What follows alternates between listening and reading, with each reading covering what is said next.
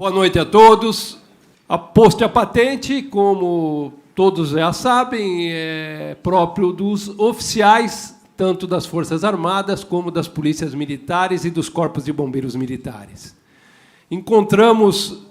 em relação às praças, a graduação, como disse o professor Jorge César de Assis,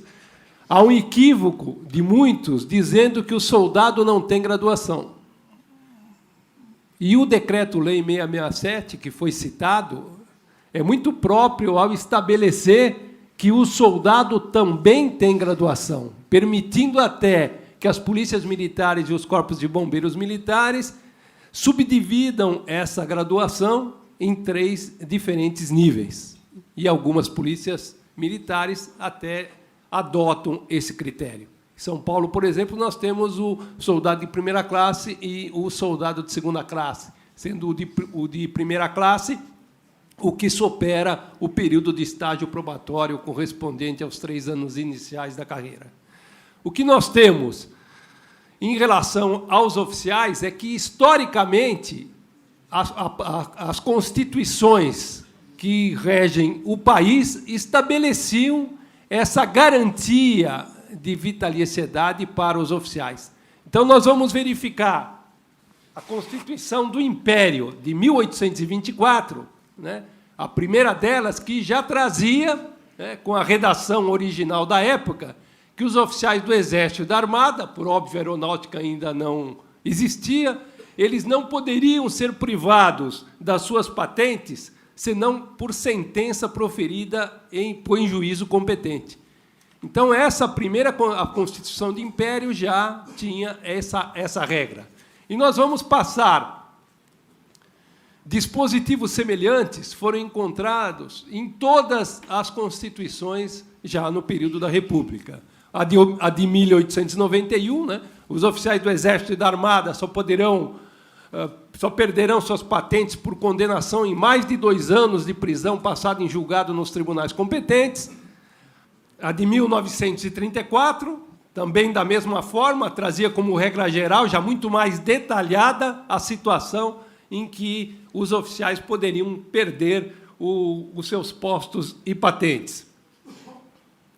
De 37, nós vamos ver da mesma forma, isso eu vou disponibilizar depois, esses slides, então, quem tiver interesse, não há necessidade agora da leitura de todo esse texto. E nós vamos verificar depois, da mesma forma, na Constituição de 46, a Constituição de 46 também já estabelecia da mesma forma. Nós vamos encontrar, igualmente, na Constituição de 1967, na Emenda Constitucional número 1 de 69, e, finalmente, né, nós vamos encontrar essa situação prevista para os oficiais das polícias militares e dos corpos de bombeiros militares, não na Constituição, nós vamos chegar na de 1988, em que terá esse dispositivo de forma expressa, mas haveria essa garantia prevista pela lei citada pelo professor Jorge César de Assis, a Lei Federal número 192, de 17 de janeiro de 36, que reorganizou as polícias militares. E aí a gente aproveita até para fazer um comentário, né? Muita gente diz que a Polícia Militar ela nasceu com o regime militar estabelecido no país a partir de 1964, esquecendo-se que já as constituições, na década de 30, já citavam expressamente a existência das polícias militares, com essa denominação, e essa lei federal, a 192, também disciplinava todo o funcionamento das instituições militares estaduais. E nessa Lei Federal 192, nós vamos encontrar no artigo 23 que os oficiais da ativa e os reformados das polícias militares, a eles, né, é extensivo o disposto na garantia dada aos oficiais do Exército e da Armada. O Decreto-Lei Federal 317, depois de muitos anos, né, 40 anos, 30 anos se passaram entre a Lei Federal 192 e o Decreto-Lei 317. Também ele revogou aquela Lei Federal 192, mas estabeleceu o mesmo regramento, garantindo aos oficiais das polícias militares e corpos de bombeiros militares essa situação de ter também o posto e a patente apenas retirado por meio de decisão do tribunal competente. E, finalmente, né, o dispositivo que, antes da Constituição de 88, estabelecia essa regra foi o já também citado aqui, por mais de uma vez, o Decreto-Lei Federal número 667, de 2 de julho de 69, né, que reorganizou as PMs e os corpos de bombeiros, dizendo que se aplicava ao pessoal das PMs, repetindo, né, o que já vinha na Lei Federal 192 e na 317. E aí nós vamos chegar, finalmente, na Constituição de 1988, em que veio estabelecer, no seu artigo 42, isso depois com a Emenda Constitucional número 18, que aplicam os membros das polícias militares e corpos de bombeiros militares, instituições organizadas com base na hierarquia e disciplina, são militares dos estados, do Distrito Federal e dos territórios, aplicando-se a eles, né, além do que vier a ser fixado em lei, as disposições, e aí o que interessa a nós é o artigo 142, parágrafo 3º, cabendo à lei estadual específica dispor sobre as matérias do artigo 142, parágrafo 3º, inciso 10, e aí eu faço uma correlação com a palestra do professor Jorge César de Assis, dizendo que eu entendo que teria que ser uma lei estadual específica a dispor sobre o regulamento disciplinar das polícias militares e dos corpos de bombeiros militares, não podendo, no caso, uma lei federal dispor a respeito desta matéria, pois isso contraria a própria Constituição Federal, que é muito clara ao estabelecer que os direitos, garantias, deveres dos militares estaduais deve estar previsto em lei estadual específica. E aí que nós vamos ver, no artigo 142, o atual dispositivo que trata da situação da perda de patente dos oficiais e que vou retornar mais à frente na minha fala. O artigo 125, ao tratar dos tribunais da Justiça Estadual, fala que os estados organizarão sua justiça, observado os princípios estabelecidos nesta Constituição, e, no que diz respeito, mais especificamente, à Justiça Militar, o parágrafo 4º do artigo 125 prevê que compete à Justiça Militar Estadual processar e julgar os militares dos estados nos crimes militares definidos em lei e as ações judiciais contra atos disciplinares militares, ressalvada a competência do júri quando a vítima for civil. E é o trecho que nos interessa, que vai ser a razão da nossa palestra. Cabendo ao tribunal competente decidir sobre a perda do posto e da patente dos oficiais e da graduação das praças. Então, esse trecho pode parecer simples, uma primeira leitura que não daria nenhumas dúvidas, mas as decisões dos tribunais são as mais díspares em relação a esse texto. Há julgados dos tribunais superiores e dos próprios tribunais de justiça estaduais nos mais variados sentidos. E, me apegando por primeiro, no que diz respeito às praças, que até a Constituição de 88 não tinham essa garantia estabelecida na legislação. Como os senhores viram, nesse todo retrospecto histórico, toda a garantia era dada apenas e exclusivamente aos oficiais. O que aconteceu com a Constituição de 1988? Um deputado federal do Rio de Janeiro, Major Paulo Ramos, que era o presidente do Clube dos Oficiais da Polícia Militar do Rio de Janeiro, foi eleito deputado constituinte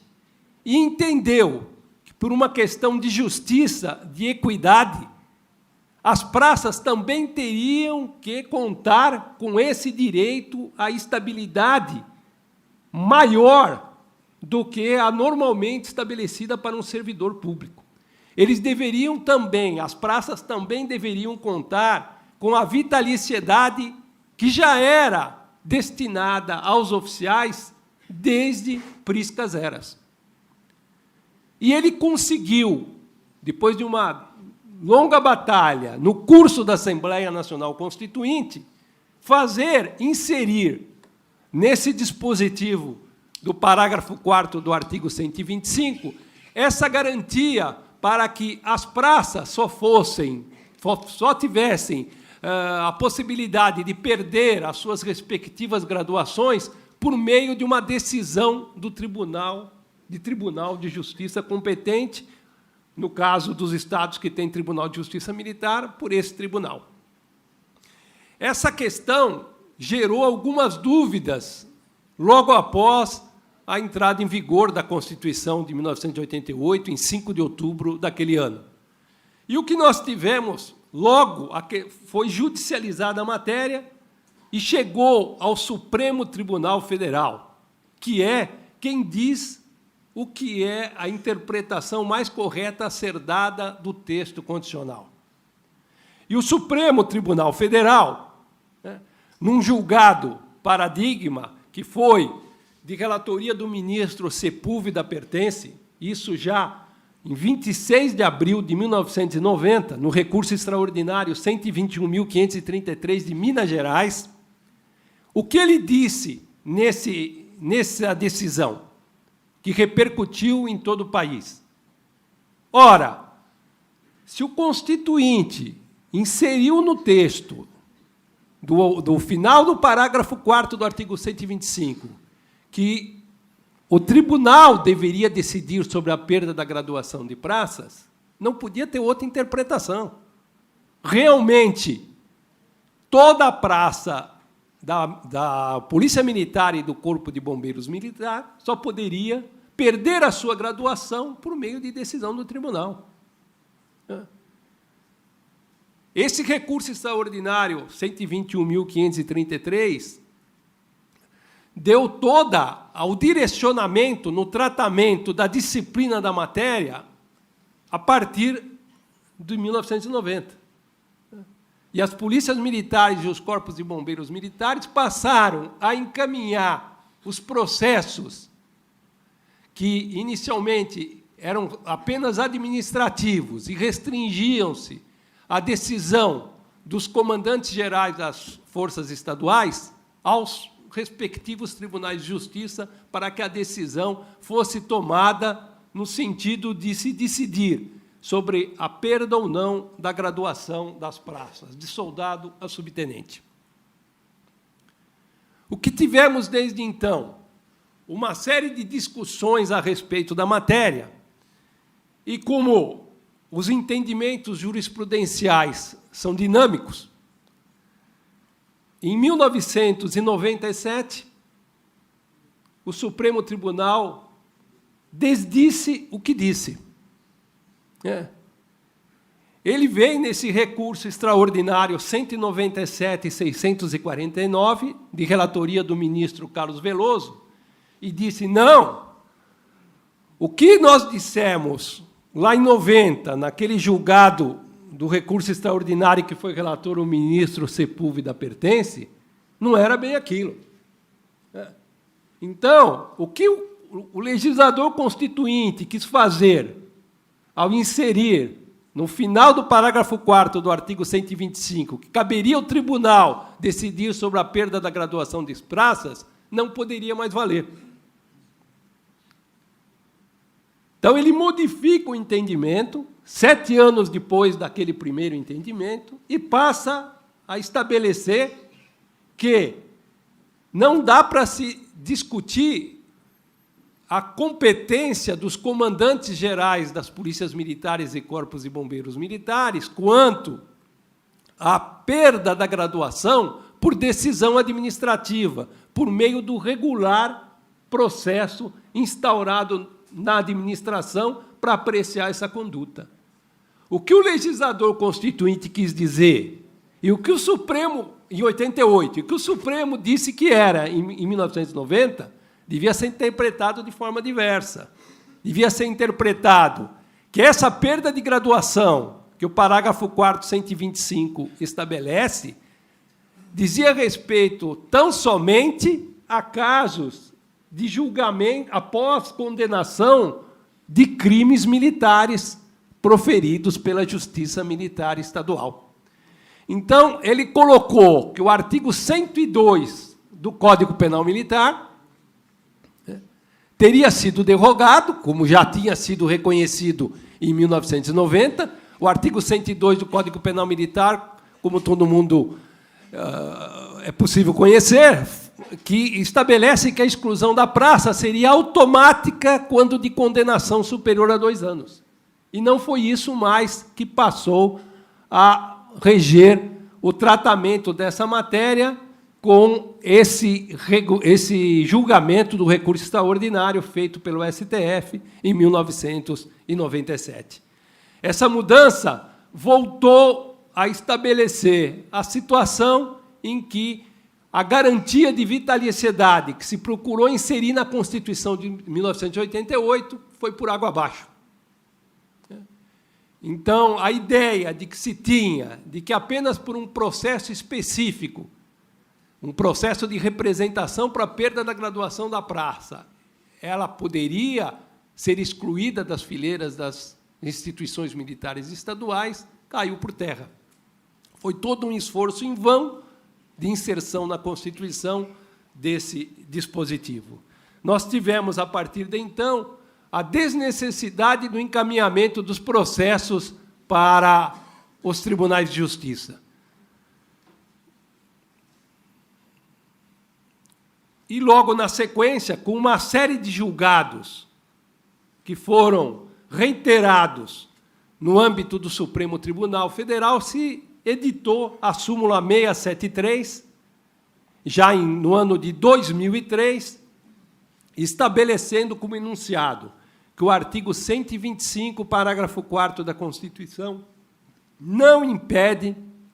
a perda da graduação de militar mediante procedimento administrativo.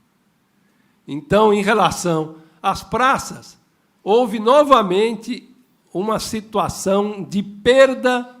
de um status que duramente havia sido conquistado com o esforço daquele deputado Major Paulo Ramos na Constituinte de 1988. E, a partir daí, o que nós temos hoje em relação à possibilidade da perda da graduação de praças? Ele está sujeito ao processo regular, tanto o processo administrativo disciplinar ou o conselho de disciplina, conforme o regramento próprio de cada instituição militar, isso sempre no âmbito administrativo, no âmbito do Poder Executivo. E no âmbito do Poder Judiciário, nós temos a possibilidade de ele também perder a graduação por meio de decisão proferida em processo específico que é instaurado a partir de uma condenação transitada em julgado. Nós temos posicionamentos diversos nos tribunais de justiça. No Tribunal de Justiça Militar do Estado de São Paulo, hoje em dia, o que nós temos é a possibilidade da instauração do processo de representação para a perda de graduação de praça, não apenas por condenações superiores a 2 anos. Tem-se entendido que, como não houve a aplicação dos incisos 7º e inciso 7º do parágrafo 3º do artigo 142, que é destinado aos oficiais para as praças, é possível, e isso o Ministério Público em São Paulo tem oferecido representação continuamente, de processos que a praça é condenada mesmo a pena inferior a 2 anos. E é apreciada pelo tribunal a possibilidade de se decretar a perda da graduação. Temos também muitas questões referentes à possibilidade da perda da graduação ocorrer em razão de condenação por crime comum, por crime com condenação efetuada pela Justiça Comum. Muitos desses casos, o Ministério Público tem oferecido representação no sentido de permitir a perda da graduação, mesmo que a condenação não ocorra no âmbito da Justiça Militar. Então, no caso, o Ministério Público atuante na Justiça Comum oficia para o Ministério Público oficiante perante a Justiça Militar e se dá o início do processo de representação para a perda da graduação. Nós temos situações ainda em que há uma dúvida grande no que diz respeito à aplicação do artigo 92 do Código Penal Militar, do Código Penal Comum, que trata dos efeitos da condenação. muitos entendem que, mesmo o juiz da Justiça Comum aplicando esse efeito da condenação, normalmente por condenação superior a 4 anos, ainda assim haveria necessidade dessa decisão ser tomada no âmbito do Tribunal de Justiça ou no Tribunal de Justiça Militar, nos estados que o detêm, e não unicamente no âmbito da primeira instância. Essa seria uma garantia maior para os policiais militares detentores da graduação de praça. Para complicar mais um pouco a situação, hoje pende de trânsito em julgado no STF um recurso extraordinário 447/859. Esse recurso extraordinário já tramita no STF há cerca de 10 anos. E esse recurso, ele discute novamente a questão da parte final do parágrafo 4º do artigo 125. E, nesse feito de relatoria do ministro Marco Aurélio, ele simplesmente derroga essa parte final do parágrafo 4º do artigo 125. Ele diz que o juiz em primeira instância, na justiça militar, pode, de pronto, decretar a perda da graduação, revitalizando o disposto no artigo 102 do Código Penal Militar. Esse recurso extraordinário, após 10 anos, e houve uma modificação muito grande na composição, ele foi julgado em 21 de maio de 2015, e por 6-5, podem verificar aqui que alguns juízes já não estão mais integrando a corte, houve mudanças na sua composição, e por essa vantagem apertadíssima, houve um entendimento de que se não tem mais nenhuma garantia. Qualquer decisão do juiz de primeira instância em relação à condenação da praça, ela pode ter decretada a perda dessa graduação. Esse recurso extraordinário ainda não transitou em julgado, porque tem um embargo de declaração que foi interposto já na época, em 21 de maio de 2015, e está aguardando a apreciação do ministro Marco Aurélio. Com certeza, com o trânsito em julgado dessa decisão, isso também terá grande repercussão, no âmbito dos julgamentos proferidos no que diz respeito à perda da graduação das praças.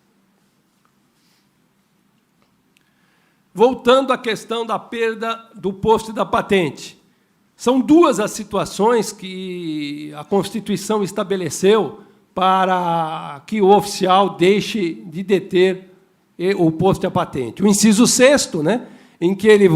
só perderá o posto e a patente se for julgado indigno do oficialato ou com ele incompatível por decisão de tribunal militar de caráter permanente em tempo de paz ou de tribunal especial em tempo de guerra. E o oficial condenado na justiça comum ou militar a pena privativa de liberdade superior a 2 anos por sentença transitada em julgado, que vai ser submetido a esse julgamento. Então, nós temos duas situações distintas. Uma delas, um processo administrativo. Aqui em Santa Catarina, pelo que eu pesquisei, a transgressão disciplinar de natureza grave praticada por oficial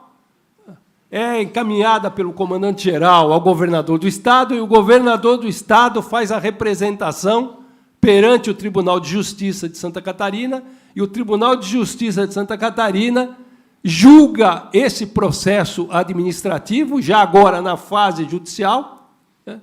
Temos aí um processo judicialiforme, em que tem todo o início no âmbito administrativo, com a instrução probatória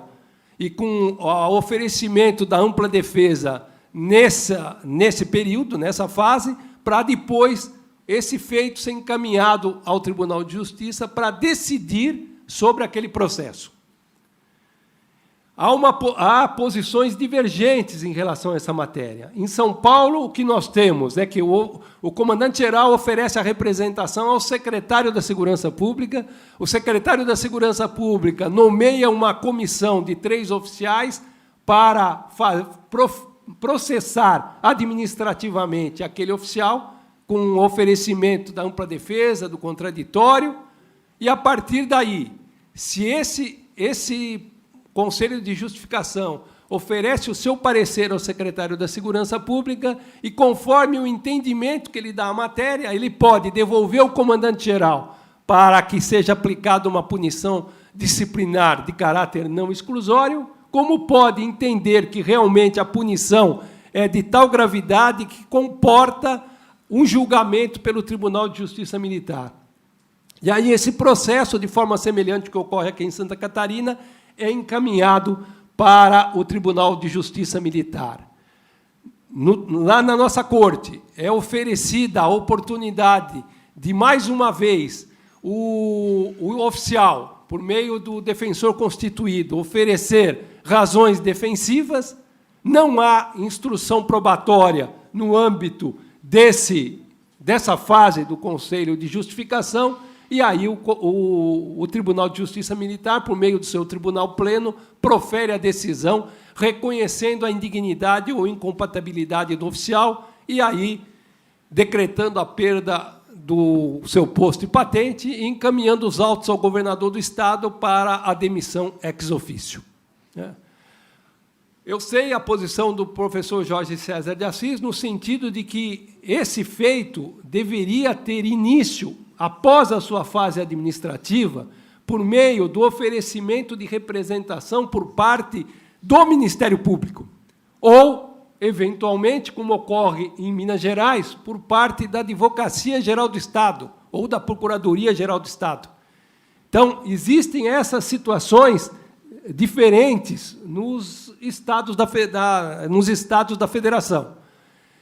Respeitável esse entendimento que coloca de forma muito mais judicializada o exame, a tramitação do processo de Conselho de Justificação. E isso teria até uma repercussão maior no reconhecimento da natureza administrativa ou judicial da decisão proferida no âmbito do Tribunal de Justiça, que decreta a perda do posto e da patente dos oficiais. Paralelamente a isso, nós temos da outra situação, quando o oficial é condenado, sentença transitada em julgado, a pena superior a 2 anos, e aí tanto faz, na Justiça Comum ou na Justiça Militar, obrigatoriamente essa condenação é encaminhada para a Procuradoria-Geral de Justiça, nos demais estados. Em São Paulo, é na Procuradoria de Justiça que atua perante o Tribunal de Justiça Militar e é oferecida a representação em razão da condenação superior a 2 anos. Isso não impede que, paralelamente a esse caso, ele responda ao Conselho de Justificação. Nós temos diversos casos em que o oficial ele perde o posto e a patente por meio de um Conselho de Justificação e ele também tem instaurado, paralelamente, como muitas vezes o processo demora um pouco mais do que o processo administrativo, se aguarda a sentença criminal transitada em julgado e ele tem, em seu desfavor, instaurado o processo de indignidade decorrente da condenação superior a 2 anos. O Tribunal de Justiça Militar, a corte que eu atuo, tem entendido que há exclusividade da decisão de perda do posto e da patente por parte do Tribunal Militar. Ou, no caso, por parte do Tribunal de Justiça, que toma essa decisão nos estados que não possuem a Corte Castrense. Mas existem já julgados no sentido de que, em condenações na lei de improbidade administrativa, já houve decisão no sentido da perda do cargo e, consequentemente, do posto e da patente por meio de decisão da Justiça Comum, mesmo em primeiro grau, sem a necessidade de um processo específico. Tem um precedente nesse sentido, de relatoria do ministro Joaquim Barbosa, do STF, reconhecendo a perda do cargo de um oficial da Polícia Militar de Minas Gerais, com base nesse entendimento, considerando desnecessário a instauração de um processo específico. No meu sentir, isso descumpre o próprio texto constitucional, que é muito claro no que diz respeito a essa matéria. Temos também situações que estão sendo objeto de discussão, no caso de lei da tortura, por exemplo, em que é possível a decretação da perda do cargo e, consequentemente, vai decorrer a perda do posto e da patente, com decisões que estão seguindo nessa linha da desnecessidade da instauração de um processo específico, situações essas que requerem aí a necessária atenção aí do Conselho Nacional de Comandantes Gerais, das Polícias Militares e dos Corpos de Bombeiros Militares, para que isso não prolifere. A questão do início do processo de conselho de justificação por parte dos membros do Ministério Público ou por parte da Advocacia Geral do Estado, Procuradoria Geral do Estado, como se queira, ele ganha uma importância a partir do momento em que o STF firmou o entendimento que a decisão do tribunal, nesse momento, é de natureza administrativa. E sendo de natureza administrativa, não comportaria recurso especial nem recurso extraordinário. Em São Paulo, nós temos insistido com a tese que a decisão que o Tribunal de Justiça Militar toma, tanto no âmbito de conselho de justificação, processo que iniciou na administração e terminou no âmbito judiciário, como o processo de declaração de indignidade decorrente de condenação, ele tem natureza judicial, assim como a decisão que decreta a perda da graduação de praça. Não dá para dizer que esse julgamento efetuado por um órgão do Poder Judiciário, ou o Tribunal de Justiça, ou o Tribunal de Justiça Militar, seja de natureza administrativa. E, felizmente, nós temos conseguido, em alguns julgados, não no âmbito do STF, no âmbito do STF só tem julgados antigos ainda, quando era de relatoria do ministro Moreira Alves, ainda no final da década de 80, mas os mais recentes, todos, e indistintamente, eles não conseguem distinguir, nem ao menos que o processo seja de declaração de indignidade ou de perda de graduação decorrente de condenação. É como se fosse a aplicação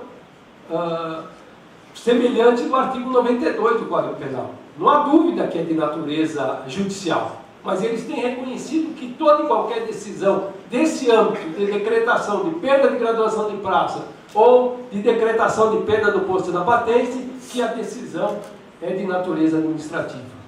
No âmbito do STJ, felizmente, volto a repetir, tem se conseguido o reconhecimento, já em alguns julgados, de que a decisão é de natureza judicial. E eu cito aqui esse que está hoje, agora projetado, da relatoria do ministro Mauro Campbell, em que era um caso em que o oficial pedia a reintegração e pedia a anulação do processo de conselho de justificação, alegando as mais variados fatos que entendia cabíveis. E o ministro Mauro Campbell fez constar do seu acórdão de forma expressa que essa decisão tem natureza judicial e não poderia ser simplesmente uma decisão administrativa. Da mesma forma, esse julgado também do STJ do ministro Humberto Martins, no recurso em mandado de segurança 43628, em que ele diz que era um caso em que se questionava a legitimidade da decisão que, além de decretar a perda do posto e da patente, entendia que o oficial deveria perder os seus proventos, pois ele, no curso do processo, ele requeriu a sua transferência para inatividade. E o oficial ingressou em juízo contra o governador do Estado. Ele entendeu que não caberia interpor recurso contra a decisão do tribunal, mas interpôs recurso contra o governador. E o ministro Humberto Martins foi muito preciso na sua apreciação. O governador não tinha como desobedecer a decisão judicial. Ele tinha que cumprir tanto a decisão de decretar a perda do posto, com consequente demissão, como caçar os proventos que eram destinados àquele oficial. E reconheceu, de forma clara, que a decisão era de natureza judicial. Da mesma forma, esse outro julgado, também do STJ, agora da relatoria da ministra Maria Tereza de Assis Moura, em que ela aponta que a demissão do militar, quando consequente da perda do posto da patente, é ato meramente executório, cabendo ao governador apenas dar cumprimento ao julgado sem exame do mérito da decisão da declaração de indignidade. E isso está fortalecendo o entendimento de que essa decisão tem natureza judicial. Um ponto muito polêmico que vem ocorrendo, ao menos em São Paulo, é em relação à cassação dos proventos da inatividade. O Tribunal de Justiça Militar tem decidido no seguinte sentido: se a transgressão disciplinar de natureza grave, que motivou a instauração do Conselho de Justificação, ou se o crime praticado, que motivou, após a condenação com trânsito em julgado, a declaração de indignidade, foi praticado quando o oficial estava no serviço ativo, ele deve ter cassado os seus proventos, caso venha a ser transferido para inatividade nesse período. Nós temos entendido que não há direito adquirido a essa transferência, a esse recebimento de proventos do curso da inatividade. O que ele tem adquirido é o período que ele contribuiu dentro do regime de portabilidade que hoje rege a Previdência Geral do país, de ele levar essa situação para o INSS e lá, sob as regras do regime geral de previdência, somado, se necessário, tempo maior de serviço ali prestado, conseguir a sua aposentadoria sob aquelas regras. E isso pode parecer draconiano, mas a partir do momento em que se analisa uma situação em que o policial militar, com 29 anos de serviço, ele é excluído das fileiras da corporação, sem qualquer direito, pelo menos sob o estatuto que nós temos lá na Polícia Militar de São Paulo. Porque, se ele tem 30 anos de um dia, e ele praticou toda a irregularidade quando estava no serviço ativo, ele deve levar os direitos do militar. E isso também deve ser motivo de bastante atenção por parte, hoje, dos militares estaduais, diante de toda essa discussão que se trava sobre o regime de previdência. Eu não vejo como o policial militar, que trabalha diuturnamente, com um sacrifício imenso, durante 30 anos de serviço para obter a sua inatividade, e passou a obter a sua previdência, ele tenha que ser onerado e ajudar a contribuir com a previdência de outro policial militar que enveredou para o caminho do crime, que foi excluído das fileiras da corporação, que perdeu o seu posto a patente ou perdeu a sua graduação e se mantém com os proventos. Se ele não zelou pela sua honra para manter o posto e a patente ou a graduação, por que ele tem tanta preocupação em procurar garantir apenas os valores pecuniários que teria com essa fruição da aposentadoria? Então, nós também, por essas decisões que eu citei há pouco, pode ser verificado que o STJ tem referendado esse entendimento do Tribunal de Justiça Militar de São Paulo, aceitando a cassação dos proventos do policial militar nesse caso. Diferente é a situação na qual o oficial, principalmente no caso o oficial, por causa dessas condenações acima de 2 anos, ele vem a ser submetido ao processo de declaração por fatos ocorridos depois da transferência para inatividade. Nós temos um caso em São Paulo de um tenente-coronel que, após a transferência para inatividade, ele foi participar de uma fundação como tesoureiro e praticou um crime de estelionato, foi condenado a pena superior a 2 anos. O Ministério Público ofereceu representação e nós decretamos, reconhecemos a sua indignidade, a sua incompatibilidade com o oficialato, né? E decretamos a perda do seu posto e patente, mas mantendo os proventos da inatividade, porque aí sim o ato foi praticado quando ele já estava na inatividade. E essa situação é muito semelhante ao que existe em diversos estatutos do funcionalismo civil. Já há essa figura, de forma expressa, da cassação da aposentadoria. Em termos gerais, é o que nós temos a colocar referente à perda do posto da patente dos oficiais e da graduação das praças. Eu cito até, por final, um resumo de um parecer do professor André Ramos Tavares, um conhecido constitucionalista, que aponta não haver dúvidas na natureza judicial da decisão que os tribunais tomam sobre a cassação, sobre a decretação da graduação da praça e da perda do posto da patente, dizendo que não haveria, seria um processo kafkaniano, se o poder judiciário decretasse a demissão, a perda do cargo, né, de alguém de outro poder, no caso do poder executivo, sem que essa decisão fosse de natureza judicial. Como poderia uma decisão de natureza administrativa, tomada no âmbito de um poder, poderia ter reflexo no âmbito de outro poder?